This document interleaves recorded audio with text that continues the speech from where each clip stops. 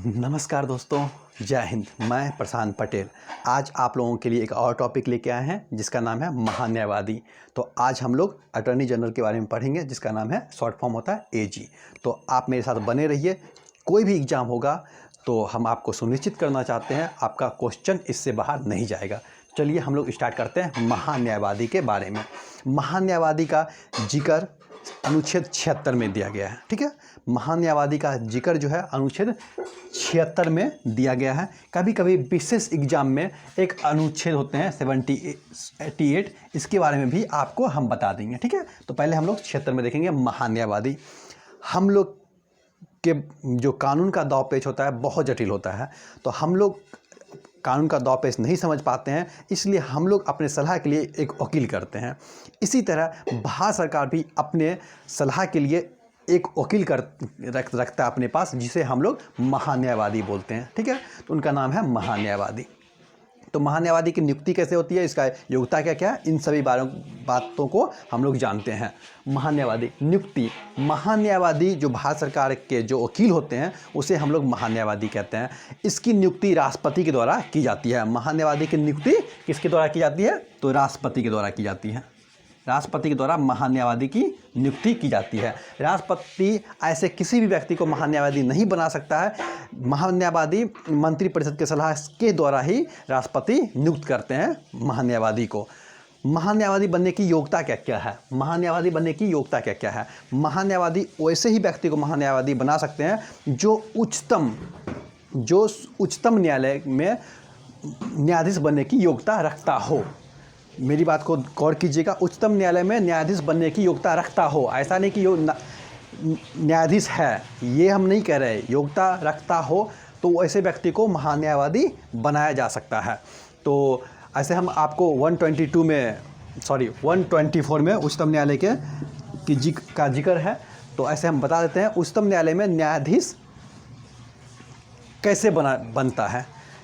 किसी भी high court में अगर 5 साल आप न्यायाधीश रहे हैं, या किसी भी हाई कोर्ट में आप 10 साल तक वकालत कर चुके हैं, या राष्ट्रपति के नज़र में आप कानून के अच्छे ज्ञाता हैं, तो ऐसे व्यक्ति सुप्रीम कोर्ट के न्यायाधीश बन सकते हैं। तो जो ये योग्यता रखता हो ऐसे ही व्यक्ति को मंत्रिपरिषद की सलाह पर राष्ट्रपति महान्यायवादी नियुक्त करते हैं। ठीक है, वर्तमान में महान्यायवादी के वेणुगोपाल हैं। के वेणुगोपाल हैं। ठीक है, तो लेकिन आपको बस इतना ही याद नहीं रखना है कि के वेणुगोपाल हैं, आपको ये याद रखना है ये महान्यायवादी हैं। तो आप हमेशा याद रखिएगा ये 15वें न्यायवादी हैं। ठीक है, ये 15वें न्यायवादी हैं। ये 2017 में नियुक्त होकर आए थे। ठीक है, इनका निर्वाचन नहीं होता, इनको राष्ट्रपति द्वारा नियुक्त किया जाता है। इतना बात आपको क्लियर हो चुका होगा। दूसरा बात हम लोग देखते हैं शपथ। महान्यायवादी के शपथ के बारे में संविधान में कोई जिक्र नहीं है, लेकिन हालांकि ये एक मान्य पद है तो इसका शपथ भी राष्ट्रपति दिला देते हैं। ठीक है, इसकी शपथ राष्ट्रपति दिला देते हैं।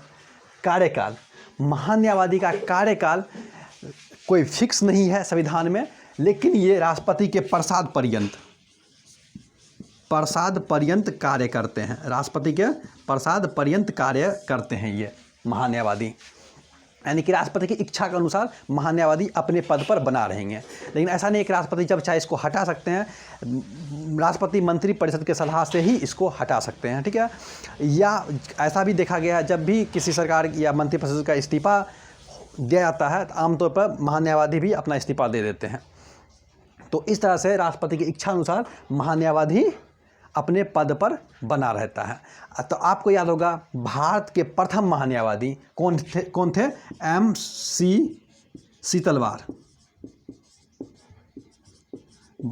और इनका कार्यकाल 1952 से लेके 1950 से लेके 1963 तक था, यानी कि 13 वर्ष इनका कार्यकाल रहा।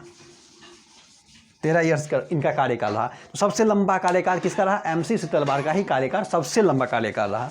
ठीक है, तो आपको इतना बात जान लीजिएगा। तो देखिए 13 वर्ष रहा ये राष्ट्रपति के प्रसाद पर्यंत बना रहा इतना दिन तक, इसीलिए इसका कार्यकाल कोई फिक्स नहीं लिखा गया है। ठीक है, संविधान में नहीं लिखा गया है इनका कार्यकाल के बारे में। दूसरा बात हम लोग देखते हैं इसका वेतन। तो महान्यायवादी का जो वेतन होता है, महान्यायवादी का जो वेतन होता है वो भी राष्ट्रपति के द्वारा ही फिक्स किया जाता है। राष्ट्रपति ही इनको देते हैं वेतन, तो राष्ट्रपति के द्वारा ही इनके वेतन में बार बार वृद्धि या जो भी होता है अमेंडमेंट किया जाता है इनके वेतन में।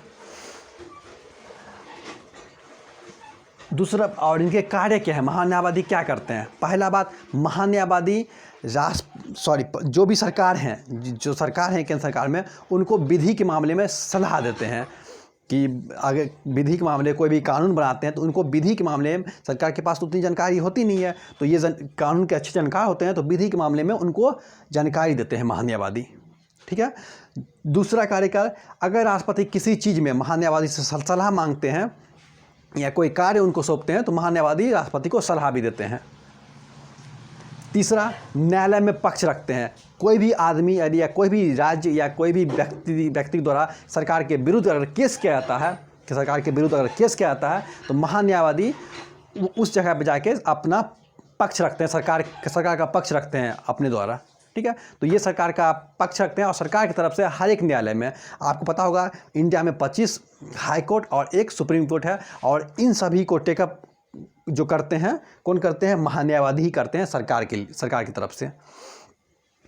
ये कार्य हो गया महान्यायवादी का। दूसरा, महान्यायवादी अपने पर्सनल काम भी कर सकते हैं या किसी व्यक्ति के लिए भी केस लड़ सकते हैं, बस वो सरकार के विरुद्ध केस नहीं लड़ सकते हैं या सरकार के खिलाफ नहीं जा सकते हैं महान्यायवादी। और ऐसे किसी व्यक्ति को वो सलाह भी दे सकते हैं, और किसी और व्यक्ति का वो केस लड़ते हैं तो इससे पहले उनको सरकार से सलाह लेना पड़ेगा महान्यायवादी को। महान्यायवादी को सपोर्ट करने के लिए 2 और उनके सलाहकार बनाए गए हैं। एक का नाम है सॉलिसिटर जनरल और एक का नाम है एडिशनल सॉलिसिटर जनरल। तो इन दोनों का संविधान में पद का जिक्र नहीं दिया गया है, बस ये दोनों का महान्यायवादी अकेला इस सब जगह पर सरकार का पक्ष नहीं रह सकता है, इनको सहायता के सॉलिसिटर जनरल और एडिशनल सॉलिसिटर जनरल को बनाया गया है। तो दूसरी बात क्या कि इनकी संख्या कोई भी फिक्स नहीं है, 4 भी 5 भी सॉलिसिटर जनरल हो सकते हैं और एडिशनल सॉलिसिटर भी 6-7 भी हो सकते हैं, इसका फिक्स नहीं है कि कितना होगा। अभी आप देखे होंगे सुल्तान सिंह राजपूत का केस चल रहा है। जब बिहार सरकार ने अपना केस सीबीआई जांच की सिफारिश केंद्र से किया तो केंद्र की तरफ से सॉलिसिटर जनरल कौन थे, तुषार मेहता। तुषार मेहता जो हैं अपना पक्ष रखे सुप्रीम कोर्ट में कि हम केस लेना चाहते हैं सीबीआई का केस, तो तुषार मेहता ही सॉलिसिटर जनरल जो थे वो अपना पक्ष रखे थे सुल्तान सिंह के केस के लिए कि सीबीआई केस में हाँ केंद्र सरकार इसमें इन्वॉल्व होना चाहता है। तो इतना बात आपको समझ में आ गया। एक बड़े एग्जाम में कभी कभी पूछ लिया जाता है कि महान्यायवादी से जुड़ा हुआ एक और अनुच्छेद है, उस अनुच्छेद का नाम है 88 अनुच्छेद। इससे पहले वाले वीडियो में हम आपको बता चुके हैं। 88 क्या कहता है कि महान्यायवादी लोकसभा हो या राज्यसभा हो किसी भी सदन में भाग ले सकता है और वहाँ बैठ भी सकता है। दूसरी बात, उस सभा को संबोधन भी कर सकता है महान्यायवादी। तीसरी बात, लोकसभा या राज्यसभा की किसी समिति में ये सदस्य भी बन सकता है। 3 चीज़ें याद रखिएगा, लोकसभा राज्यसभा में ये बैठ भी सकता है, उस लोकसभा या राज्यसभा को ये संबोधन भी कर सकता है। तीसरी बात क्या है कि ये किसी भी लोकसभा या राज्यसभा में जो समिति बनती है, प्राकलन समिति, लोकलेखा समिति, इसका सदस्य भी बन सकता है। ये बस एक मत ये नहीं मतदान करने का अधिकार महान्यायवादी को नहीं है। महान्यायवादी को मतदान करने का अधिकार नहीं है। बस इतना चीज़ आप ध्यान में रखिएगा और आपका सारा क्वेश्चन क्लियर हो जाएगा। तो और इससे महान्यायवादी से आप कुछ नहीं होगा, इतना ही क्वेश्चन आपको पूछा जाएगा। और इसके बाद हम लोग राज्यसभा का वीडियो लाएंगे, उसके बाद हम लोग लोकसभा का वीडियो लाएंगे। इस तरह से हम लोग का एक सीक्वेंस चलता रहेगा। इतना आपको क्लियर हो गया होगा, ठीक है। तो चलिए, खुदा हाफिज़। और एक होता है महाधिवक्ता, वो हम पढ़ाएंगे आपको, 165 के तहत होता है, वो राज्य में होता है, ठीक है। तो राज्य को सलाह देने के लिए भी एक वकील होता है जिसको हम लोग महाधिवक्ता कहते हैं, वो 165 में। तो राज्य का जो टॉपिक पढ़ाएंगे तो हम आपको बताएंगे। जय हिंद।